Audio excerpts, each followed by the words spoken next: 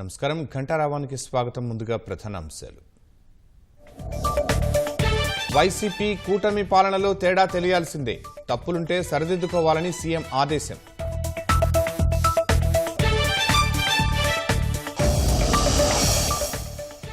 గ్రామ సచివాలయ ఉద్యోగులెవ్వరినీ తొలగించబోం, పాలనా సౌలభ్యం కోసమే హేతుబద్ధీకరిస్తామన్న ప్రభుత్వం.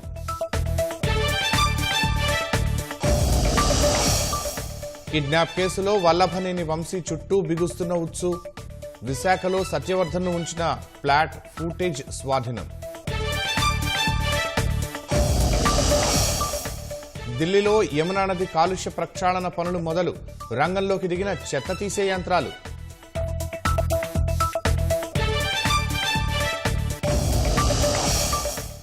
కెనడా టొరంటో విమానాశ్రయంలో ప్రమాదం, ల్యాండింగ్ సమయంలో పల్టీ కొట్టిన విమానం.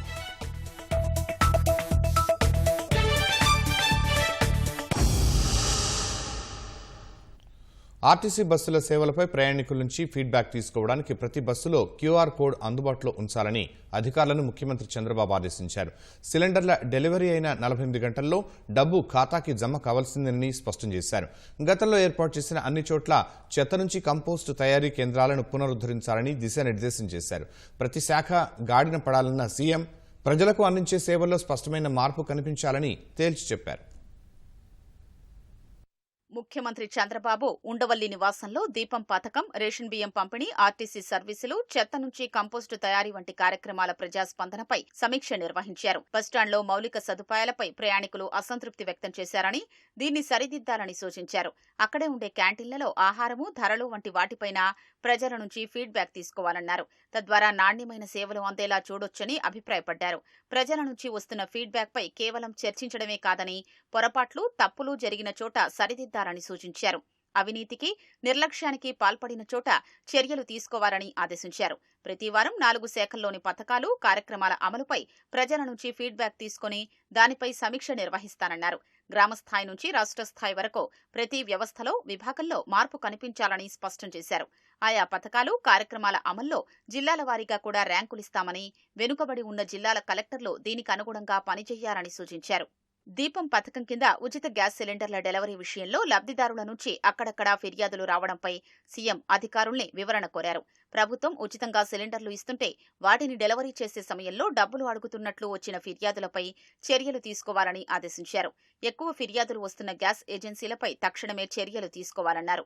సిలిండర్ డెలివరీ అయిన 48 గంటల్లో డబ్బు ఖాతాకు జమ కావటం లేదని, కొంతమంది నుంచి ఫిర్యాదులు వచ్చాయని, దీనికి కారణాలు విశ్లేషించి సాంకేతికంగా ఉన్న సమస్యల్ని పరిష్కరించాలని సూచించారు. గ్రామాల్లోని 5,859 చెత్త నుంచి కంపోస్టు తయారీ కేంద్రాల పనితీరుపైన సీఎం ఆరా తీశారు. ఇవి మరింత ప్రభావవంతంగా పనిచేయాలని ప్రజలు కోరుకుంటున్నట్లు సర్వే ద్వారా వెల్లడైందన్నారు. 2014-19 మధ్యకాలంలో ఈ కేంద్రాల్ని ఏర్పాటు చేశామని, ఈ కార్యక్రమాన్ని వైసీపీ ప్రభుత్వం నిర్వీర్యం చేసిందని, మళ్లీ అన్ని కేంద్రాల్ని వినియోగంలోకి తీసుకురావాలని తెలిపారు.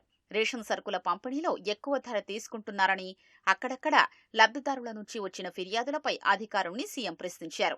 రేషన్ వ్యవహారంలో అవినీతి ఉండకూడదని స్పష్టం చేశారు. ఇంటింటికి సరఫరాపై వస్తున్న ఫిర్యాదులపైన లోతుగా విచారించాలన్నారు.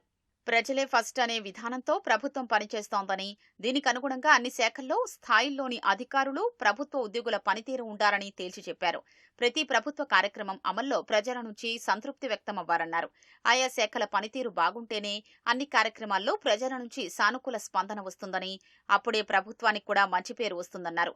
అనేక కష్టాలు, సవాళ్లను అధిగమించి సంక్షేమ కార్యక్రమాలు, అభివృద్ధి పనులు చేస్తున్నామని, మంచి ఫలితాలు రావాలంటే వాటి అమలు అత్యంత పారదర్శకంగా, సమర్థవంతంగా ఉండాలని వివరించారు. మొక్కుబడి పనితీరుతో మార్పు రాదన్న ముఖ్యమంత్రి, గత ప్రభుత్వానికి, ప్రస్తుత ప్రభుత్వానికి పాలనలో స్పష్టమైన వ్యత్యాసం కనిపించేలా మార్పు వచ్చిందనే అభిప్రాయం వ్యక్తమయ్యేలా అన్ని వ్యవస్థలు పనిచేయాలని ఆదేశించారు. సాధ్యమైనంత ఎక్కువ టెక్నాలజీ వాడాలన్నారు. ప్రతి ప్రభుత్వ శాఖ ప్రజల నుంచి నేరుగా వస్తున్న ఈ ఫీడ్బ్యాక్ను ప్రాతిపదికగా తీసుకుని పనితీరును మెరుగుపర్చుకోవాలని సూచించారు. గ్రామ వార్డు సచివాలయ ఉద్యోగిని తొలగించబోమని ప్రభుత్వం స్పష్టం చేసింది. సచివాలయాల ద్వారా ప్రజలకు మెరుగైన సేవలు అందించేందుకు హేతుబద్ధీకరణ చేపట్టినట్టు వెల్లడించింది. గ్రామ వార్డు సచివాలయ ఉద్యోగ సంఘాలతో సమావేశం నిర్వహించిన మంత్రి డిబివి స్వామి వారి నుంచి అభిప్రాయాలు, వినతి పత్రాలు స్వీకరించారు. హేతుబద్ధీకరణ ద్వారా ఏ ఒక్క ఉద్యోగిని తొలగించేది లేదని, ఎవ్వరూ ఆందోళన చెందాల్సిన పనిలేదని మంత్రి డోలా బాలవీరాంజనేయ స్వామి స్పష్టం చేశారు. సచివాలయాల ద్వారా ప్రజలకు మెరుగైన సేవలు అందించాలన్న ఉద్దేశంతో ఉద్యోగుల్ని 3 విభాగాలుగా హేతుబద్ధీకరిస్తున్నామని తెలిపారు. సచివాలయ ఉద్యోగ సంఘాల ప్రతినిధులతో సమావేశం నిర్వహించిన మంత్రి హేతుబద్ధీకరణ ప్రక్రియపై వారి అభిప్రాయాల్ని సేకరించారు. ఉద్యోగుల సమస్యల పరిష్కారానికి సీనియర్ అధికారులతో కమిటీ ఏర్పాటు చేస్తామని మంత్రి హామీ ఇచ్చారు. ప్రతి సచివాలయాన్ని రియల్ టైం గవర్నెన్స్ కేంద్రాలుగా అభివృద్ధి చేయాలని ప్రభుత్వం యోచిస్తోందన్నారు. ఎక్కువ మంది వాళ్ళ లైన్ డిపార్ట్మెంట్ కి అటాచ్ చేయమని, రెండోది ప్రమోషన్స్ కల్పించమని చెప్పడం జరిగింది. కొంతమంది పిఆర్సీలో వాళ్ళని జూనియర్ అసిస్టెంట్ కన్నా కూడా కాస్త తక్కువగా పెట్టారు. గౌరవంగా, ఎందుకంటే మా ఎడ్యుకేషన్ క్వాలిఫికేషన్స్ ఎక్కువ ఉన్నాయి, మమ్మల్ని కూడా గౌరవించగా ఆ విధంగా పెట్టమని కొంతమంది చెప్పడం జరిగింది. కొంతమంది డిపార్ట్మెంట్స్ నుంచి చేంజెస్ కూడా అడిగారు. వీటన్నిటి పరిగణలో తీసుకొని వీలైనంత వరకు ఒక సాధ్యాసాధ్యాల ప్రకారం న్యాయం చేసుకునే విధంగా ముందుకెళ్తాం. గతంలో కొంతమంది అపోహల్లో ఉన్నారు, ఒక 30,000 మందిని ఏదో ఉద్యోగస్తులు తొలగిస్తారని. అంటే దానికి చెప్పాను, ఎటువంటి ఏ ఒక్క ఉద్యోగిని కూడా మేము తొలగించే పరిస్థితి లేదు. ఎందుకంటే కొన్ని ఖాళీలు కూడా ఉన్నాయి. కొన్ని చోట్ల డిపార్ట్మెంట్లో మాకు ఇంకా అదనంగా అవసరం ఉంది. మెడికల్ అండ్ హెల్త్ అనే డిపార్ట్మెంట్లో వాటికి కూడా తీసుకుంటే ఆల్రెడీ మెడికల్ అండ్ హెల్త్ ఉన్న ఎంప్లాయీస్ తోటి ఆ భర్తీ చేసే పరిస్థితి ఉంది. మల్టిపుల్ టాస్క్ అంటే వాళ్ళలో పని భారం పెరుగుతుందని అన్నారు. పని భారం కూడా పెరిగేటువంటి పరిస్థితులు ఉండవండి. ఒకవేళ మల్టిపుల్ టాస్క్ చిన్న దానిలో ఉంటే వాళ్ళు ట్రాన్స్ఫర్ మీద ఇంకో ప్లేస్ సెక్రటరీకి వెళ్తే వాళ్ళు సింగిల్ వర్క్ చేస్తారు. అంతేగాని వాళ్ళకి ఏదో ఇంకో ప్రమోషన్ వచ్చేంత వరకు వేజ్ చూడాల్సిన అవసరం లేదు. వాళ్ళకు ఉన్నటువంటి ఏబీసీ దానిలో అయినా ట్రాన్స్ఫర్ అనేది కూడా ఏబీసీలో ఏ సెక్రటరీ నుంచి ఏ సెక్రటరీ అయినా కానీ వాళ్ళు బదిలీ వెళ్ళొచ్చు. ఇందులో వాళ్ళకి స్వేచ్ఛ ఉంది. ప్రమోషన్ ఛానల్స్ అడిగారు, వాటి రెండు కూడా మేము పరిశీలన చేస్తామని తెలియజేసుకుంటూ సహకరించాలని కూడా నేను వాళ్ళకి కోరడం జరిగిందండి. హేతుబద్ధీకరణలో భాగంగా ఉద్యోగుల్లో అత్యధికులు ఇతర ప్రభుత్వ శాఖల్లోకి వెళ్లేందుకు సచివాలయ ఉద్యోగ సంఘాలు ఆసక్తి చూపాయి.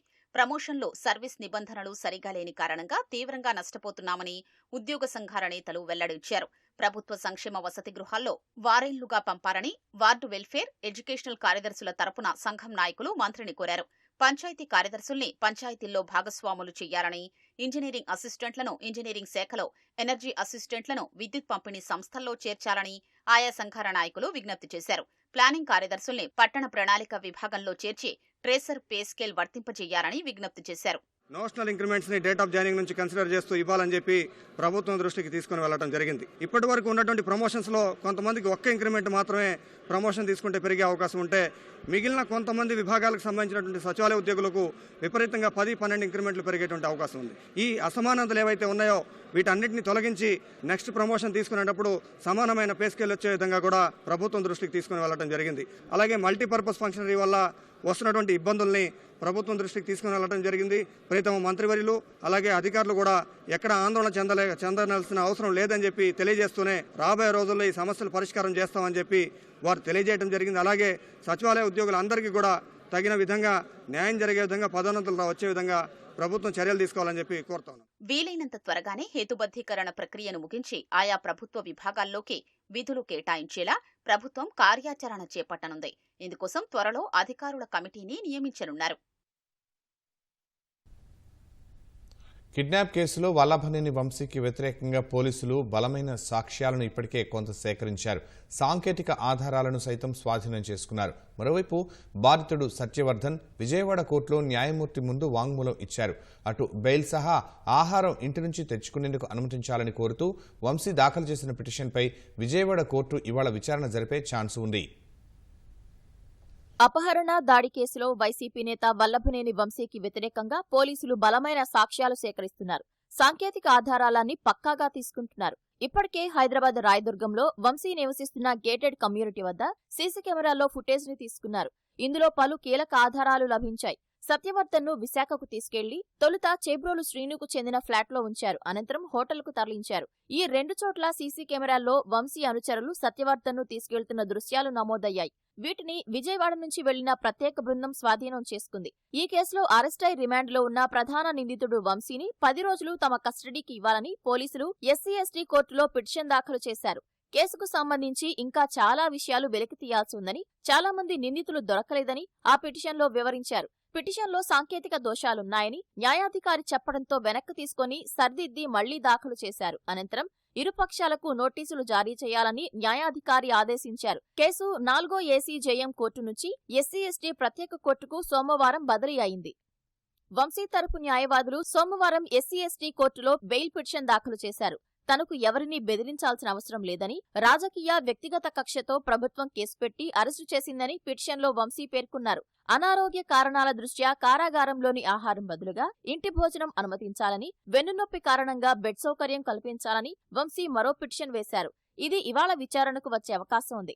మరోవైపు బాధితుడు సత్యవర్ధన్ స్టేట్మెంట్ ను పటమట పోలీసులు రెండో అదనపు జూనియర్ సివిల్ జడ్జి కోర్టులో న్యాయాధికారి అప్పారావు ఎదుట నమోదు చేయించారు. కోర్టు హాల్ నుంచి అందరినీ బయటకు పంపి సత్యవర్ధన్తో మాట్లాడి నమోదు చేసుకున్నారు. పోలీసులు ఆయన్ను మీడియా కంటపడకుండా కోర్టుకు తీసుకొచ్చి అంతే గోప్యంగా తిరిగి పంపించారు. వైసీపీ అధినేత జగన్మోహన్ రెడ్డి ములాఖత్లో వంశీని కలిసేందుకు ఇవాళ ఉదయం జైలుకు రానున్నారు. దళితుడిని కిడ్నాప్ చేసి బెదిరించి చిత్రహింసలు పెట్టిన వంశీ పరామర్శకు ఏ ముఖం పెట్టుకుని జగన్ వెళ్తున్నారని టీడీపీ నేతలు ప్రశ్నించారు. గత 5 ఏళ్ల పాలనలోనూ దళితులు, మైనార్టీలు, బీసీలపై అనేక దాష్టికాలు జరిగినా ఎన్నడూ తెరవని జగన్ ఇప్పుడు అదే పంధాలో వెళుతున్నారని ధ్వజమెత్తారు. ఈ ఘటనతో దళితులంటే జగన్కు ఏ పార్టీ ప్రేమ ఉందో అర్థం అవుతుందన్నారు. వాళ్ళ సహజ నైజం అండి.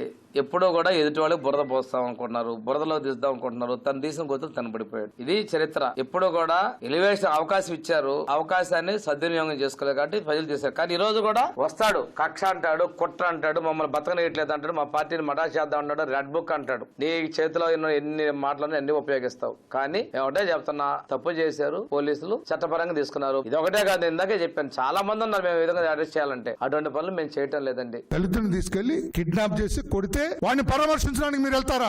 ఏ పార్టీ దళితుల పట్ల ప్రేమ మీకు? అతని మీద ప్రేమ? దళితుడిని కొట్టినందుకు అతను అభినందించడానికి వెళ్తున్నారా? మిస్టర్ జగన్మోహన్ రెడ్డి దళితుడిని తన్ని వాడు క్లీనర్ కొట్టారండి, అందుకు వెళ్తున్నారా?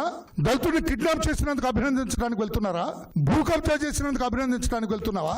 మహిళల వ్యక్తిత్వం హననం చేసినందుకు ఆ దౌర్భాగ్యాన్ని ప్రశ్నించడానికి వెళ్తారా జగన్మోహన్ రెడ్డి గారు? కొండలు, గుట్టలు, చెరువులు, పోలవరం కుడికాలుపై ఉన్న మట్టి, గ్రావెల్ ఇష్టానుసారంగా తవ్వి ప్రకృతిని నాశనం చేసిన వంశీని పలకరించడానికి వెళ్తారా మీరు? బోరగడ్డ అనిల్ దళితుడైనా, ఒక మాల కులానికి చెందిన వాడైనా నువ్వు వెళ్ళేది పలకరించడానికి? విజయపాల్ కదా, విజయపాల్ 1-2 నెలలు జైల్లో ఉన్నాడు మీకోసమే కదా జగన్మోహన్ రెడ్డి గారు. మరి మీరెందుకు వెళ్ళలేదు అతను పలకరించడానికి? దళితులు జైల్లో ఉంటే మేము చూడం, అగ్ర కులాల్లో ఉంటే చూస్తాం. అరే మాచల్లోని చూశాడు కదా ఆయన, రామకృష్ణారెడ్డి నెల్లూరులో ఉంటే వెళ్ళారు ఈయన. మరి విజయపాల్ని ఎందుకు చూడలేదు? అతన్ని అనిల్ని ఎందుకు చూడలేదు? బోరగడ్డ అనిల్ని? ఈ వివక్ష ఏంటి? రాజమహేంద్రవరం ఈఎస్ఐ ఆసుపత్రిలో కొందరు వైద్యులు, సిబ్బంది తీరుపై కార్మిక శాఖ మంత్రి వాసంశెట్టి సుభాష్ అసహనం వ్యక్తం చేశారు. విధులు సక్రమంగా నిర్వర్తించకుండా హాజరు పట్టికలో సంతకాలు పెట్టేసి వెళ్లిపోతే ఎలాగని ప్రశ్నించారు. ఈఎస్ఐ ఆసుపత్రిని ఆకస్మిక తనిఖీ చేసిన సమయంలో ఇన్ఛార్జ్ సూపరింటెండెంట్తో పాటు 3 డ్యూటీ డాక్టర్లు లేకపోవడంతో మంత్రి మండిపడ్డారు. సంస్థ డైరెక్టర్ ఆంజనేయులతో ఫోన్లో మాట్లాడిన మంత్రి సంతకాలు పెట్టి వెళ్లిపోతున్న వైద్యులకు మెమోలు జారీ చేయాలని, ఇన్ఛార్జ్ సూపరింటెండెంట్ను బాధ్యతల నుంచి తప్పించాలని ఆదేశించారు. నిర్లక్ష్యంగా వ్యవహరిస్తున్న సిబ్బందిపైన చర్యలు తీసుకోవాలన్నారు. ఆసుపత్రి వైద్యులు కొందరు విధులకు డుమ్మా కొట్టి ప్రైవేట్ ప్రాక్టీసులు చేసుకుంటున్నారనే ఫిర్యాదులు వస్తుండటంతో మంత్రి ఆకస్మిక తనిఖీ చేశారు. అక్కడి వైద్య సేవల తీరుపై నవంబర్లో కార్మిక సంఘాల నాయకులు, ఈఎస్ఐ చందాదారుల ఆందోళన చేసినప్పటికీ పరిస్థితిలో మార్పు రాకపోవడంతో మంత్రి ఆగ్రహం వ్యక్తం చేశారు. రాజమండ్రి హాస్పిటల్ డాక్టర్లు ఎవరైతే ఆలో అందరికీ మెమోలు అండి. రెండోది ఈ సూపరింటెండెంట్ గారిని ఆ పోస్ట్ నుంచి రిలీవ్ చేసేయండి. అండి ఇప్పుడు మీకు లిస్ట్ పంపుతాను, జస్ట్ సంతకం పెట్టి బయటకు వెళ్ళిపోతాను. అసలు రెస్పాన్స్ లేదు. ఓవరాల్గా వీళ్ళకి సూపరింటెండెంట్ గారు రూమ్ ఎక్కడ ఉందో తెలియదు. వీళ్ళు సంతకాలు ఎట్టి వెళ్ళిపోతుంటే ఇక్కడ ఇన్ఛార్జ్ గారు జాగ్రత్తగా మేనేజ్ చేస్తున్నారు అంతే. ఇక్కడ అసలు నవంబర్ 10వ తారీఖున కార్మికుల ప్రాణాలతో చెలగాటం ఆడుకుంటున్నారని ధర్నా చేశారు. ఇక్కడ ఏ విధమైన ఇంప్రూవ్మెంట్ లేదు. ఆ రోజు నుంచి ఈ రోజు వరకు ఆడుకుంటున్నారు. ఈ అటెండర్ జస్ట్ పార్ట్ టైం కింద ఉంది. వీళ్ళ పని ఏంటంటే ఆడుకుంటున్నారు కార్మికుల జీవితాలతో. తుని పురపాలక సంఘం వైస్ చైర్మన్ ఎన్నిక నేడు జరగనుంది. ఇప్పటికే పలుమార్లు వాయిదా పడిన ఈ ఎన్నిక నేడు నిర్వహించేందుకు ఎన్నికల సంఘం కట్టుదిట్టమైన ఏర్పాట్లు చేసింది. దీనిపై వివరాలు మా ప్రతినిధి సాయికృష్ణ అడిగి తెలుసుకున్నాం. సాయికృష్ణ, తునిలో ఎలాంటి భద్రతా ఏర్పాట్లు చేశారు? శర్మ ఇప్పటికే 3 సార్లు తుని పురపాలక సంఘం ఉపాధ్యక్షుడి ఎన్నిక వాయిదా పడింది. నిన్న నిర్వహించడానికి అన్ని ఏర్పాట్లు చేశారు.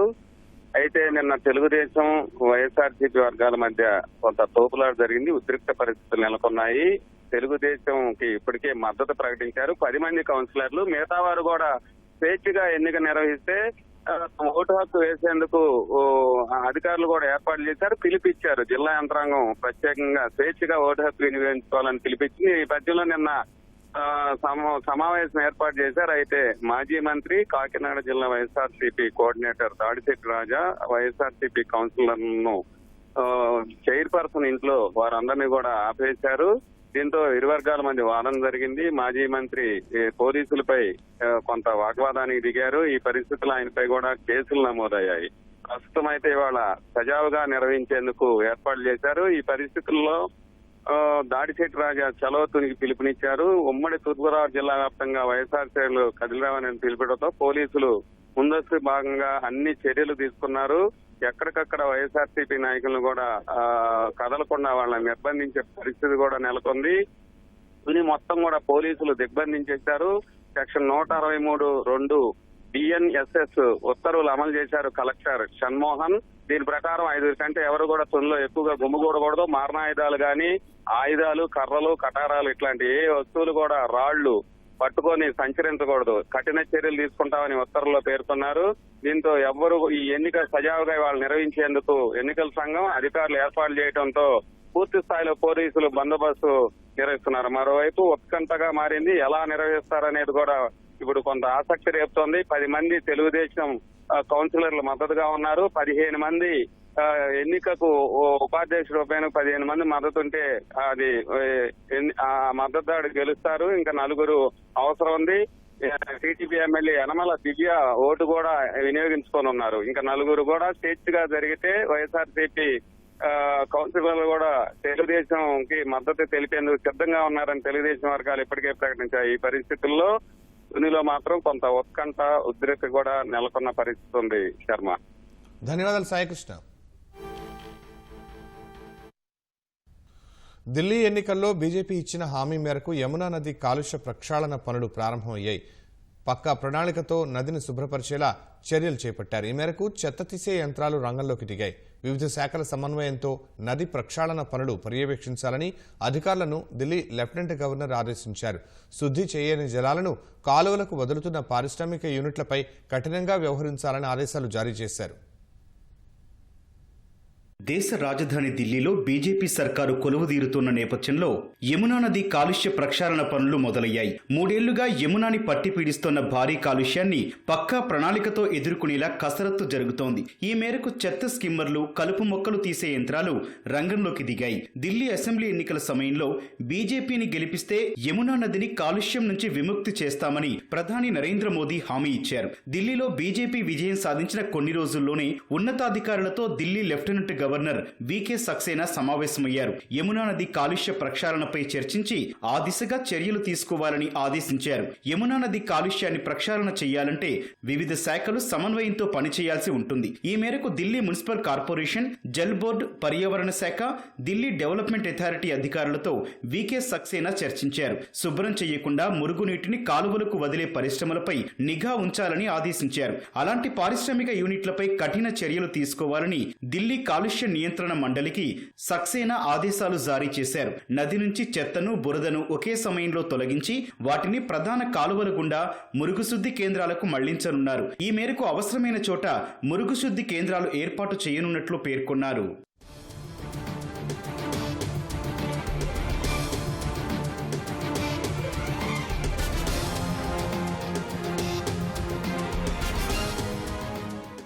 యమునా నది పునరుజ్జీవం కోసం జనవరి 2023లోనే వీకే సక్సేనా అధ్యక్షతన ఉన్నత స్థాయి కమిటీని నేషనల్ గ్రీన్ ట్రైబ్యునల్ NGT ఏర్పాటు చేసింది. నది కాలుష్యం నివారణకు ఈ కమిటీ 5 సార్లు సమావేశమైంది. ఈ కమిటీ ఏర్పాటును అప్పటి ఆప్ ప్రభుత్వం సుప్రీంకోర్టులో సవాల్ చేసింది. జూలై 10న NGT నిర్ణయాన్ని న్యాయస్థానం నిలిపివేసింది. ఈ కమిటీ ఉనికిలో ఉన్న కొంతకాలం యమునా నదిలో కెమికల్, బయోలాజికల్ ఆక్సిజన్ శాతం పెరిగినట్లు పర్యావరణవేత్తలు చెబుతున్నారు.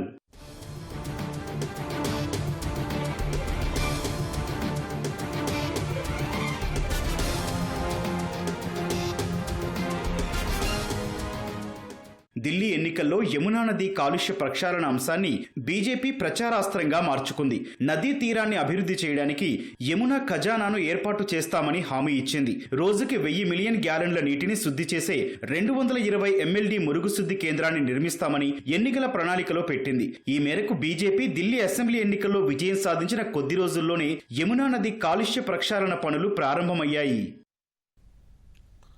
ప్రధాని నరేంద్ర మోదీ ఆహ్వానం మేరకు ఖతార్ పాలకుడు Sheikh Tamim bin Hamad Al Thani 2 రోజుల అధికారిక పర్యటన నిమిత్తం భారత్కు విచ్చేశారు. ఈ సందర్భంగా ఆయనకు అరుదైన గౌరవం లభించింది.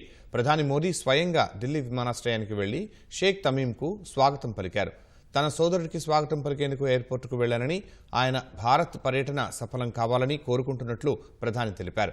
అనంతరం విదేశాంగ శాఖ మంత్రి ఎస్ జైశంకర్తో తమీమ్ బిన్ హమద్ భేటీ అయ్యారు. పర్యటనలో భాగంగా ఇవాళ రాష్ట్రపతి భవన్లో రాష్ట్రపతి ద్రౌపది ముర్ముతో ఖతార్ అమీర్ సమావేశం కానున్నారు. అనంతరం హైదరాబాద్ హౌస్లో మోదీతో భేటీ కానున్నారు. ద్వైపాక్షిక సంబంధాలపై ఇరు నేతలు చర్చలు జరుపుతారని విదేశాంగ శాఖ ఓ ప్రకటనలో తెలిపింది. తమీమ్ భారత్లో పర్యటించడం ఇది రెండోసారి. 2015లో ఓసారి సందర్శించారు. ఇరు దేశాల మధ్య భాగస్వామ్యాన్ని ఈ పర్యటన మరింత బలోపేతం చేస్తుందని విదేశాంగ శాఖ తెలిపింది. కెనడా టొరంటో విమానాశ్రయంలో విమానం ప్రమాదానికి గురైంది. ల్యాండింగ్ సమయంలో విమానం పల్టీలు కొట్టి పైకప్పు ఎగిరిపోయింది. మిన్నియాపోలిస్ నుంచి వచ్చిన డెల్టా ఎయిర్లైన్స్ విమానం ప్రియర్సన్ ఎయిర్పోర్ట్లో ప్రమాదానికి గురైంది. ఘటనలో 17 మంది గాయపడ్డారు. ప్రమాద సమయంలో 76 మంది ప్రయాణికులు, 4 సిబ్బంది ఉన్నారు.